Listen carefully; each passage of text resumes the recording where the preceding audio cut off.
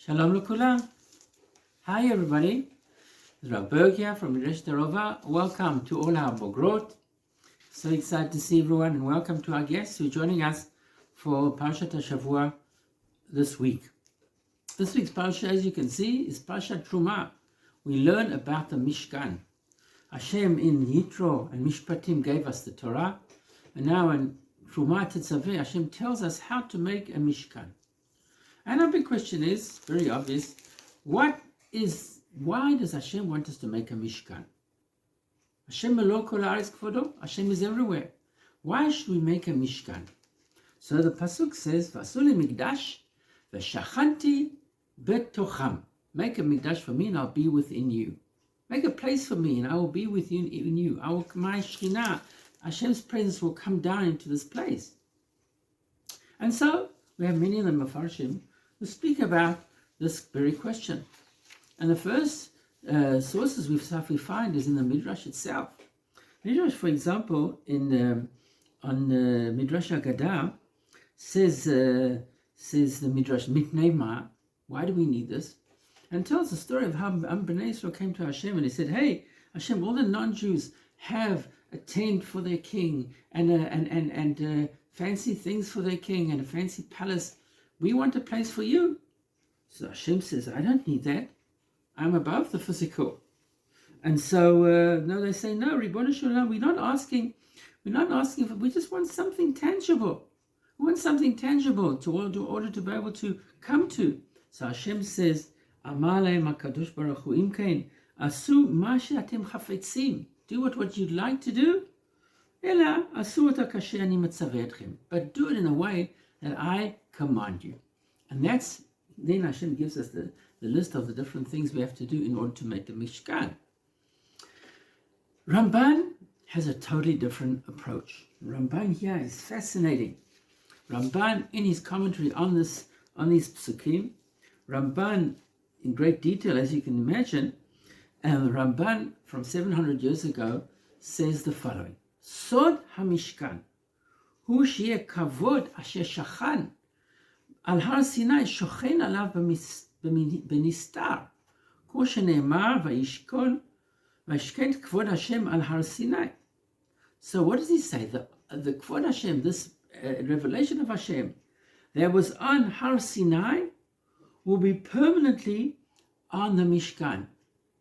Once again, the Mishkan is a mini Har Sinai. And that, later on, we'll talk about how it transfers to the Beit HaMikdash. We find many other sources, and one of them is the Malbim, who lived 120 years ago in Europe. And the Malbim tells us, Kol echad ve'echad yivnei mikdash b'chadrei libo. What's the question? The question is, the Pasuk says, V'asu li mikdash v'shachanti betocham. It says, make a mikdash for me and I will dwell within you. It should say, V'asu li mikdash v'shachanti betocho, I'll dwell in the Mishkan. No. It says, V'asu li mikdash v'shachanti betocham. And so he says, Kol echad yivnei lo mikdash b'chadrei libo. Each one of us has to build a Beit HaMikdash in the rooms of our heart. Each one of us has to prepare ourselves to be a Mishkan to Hashem. Ma'oz l'shchunat uzo, a stronghold for Hashem Shechina. And the Kotzker Rebbe said the same thing. Fuli mikdash v'shanti b'tocham. Where will the mikdash be? Where will the Shechina be? Wherever you let him come into. And so, in order to build that mikdash, we have to first have Hashem in our hearts. The Malbim goes on and says an even deeper idea. He says each one of us has to have a mizbeach, an altar. La'alot kol chekei nafsho l'Hashem. He has to elevate in this little Beit HaMikdash. Each one of us is a little Beit HaMikdash. We have to elevate all the parts of our soul to Hashem. And so we're ready to give over Hashem, to our soul to Hashem at every moment. We have the famous song we all sing, Bilvavi Mishkan Evne. I would like to build a Mishkan in my heart. And at the end we say, I'll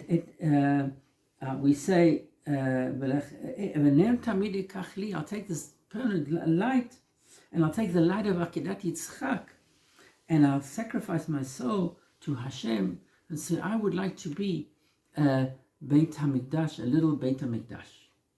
And so each one of us is a Beit HaMikdash.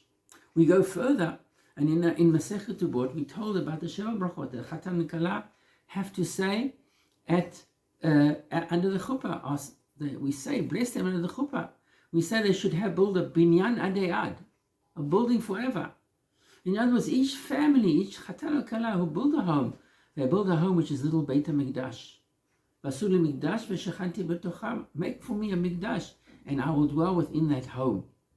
Isn't that nice? Each one of us is a Mishkan, has a little Beit HaMikdash in our hearts, and each home with a Chatan and Kala, husband and wife, they build a little Beit HaMikdash in their home that they build together. Let's go back to the Ramban. Ramban said that the Shechina that was on Har Sinai is in the Mishkan on a permanent basis. And once they built the temple, that Shechina that was in the Mishkan is now on the temple. Comes along the Rambam, Maimonides, in Mishneh Torah, Hilchot Avodah Beit HaBechira, and he says the most amazing thing. He says that even though the temple is destroyed, the Shechina is still on the temple, on the place of the temple, behind the Kotel. And he says, V'lama ani omer b'mikdash Yerushalayim kedusha, etc. He says, Kedushat Beit HaMikdash Yerushalayim, the holiness of Beit HaMikdash in Yerushalayim, is because of the Shechina, Hashem's presence. V'Shechina eina b'teila, that Shechina never goes away. And he brings the pasuk, V'hashimotim mikdasheichem, I will destroy your Beit HaMikdash. And he brings along the Chachamim who say that even though the Beit HaMikdash is destroyed, the Shechina is still there. And therefore we know on that mountain is Hashem's presence, even though there's no Beit HaMikdash. Isn't that amazing? When you go to the Kotel, you stand there and you realize you're standing before the Shechina. We'll end with the Kli Yakar from 400 years ago, who gives us a beautiful insight. And he says the following. We met Avram Avinu. Hashem says to Avram Avinu, Kum mitalech ba'aretz, walk in the land. Give it the chai etena ta'aretz hazot. I'll give you this land. And here we have an interesting pasuk. Hashem says, Kum mitalech ba'aretz, walk in the land, le'orka u'le'rochva, ki lecha etnena. He says to Hashem, Hashem says to him, Ki et kol ha'aretz asher ata ro'eh, lecha etnena zalcha ad olam. And before that, he says to him, Sana elecha. He says to Avram Avinu, pick up your eyes.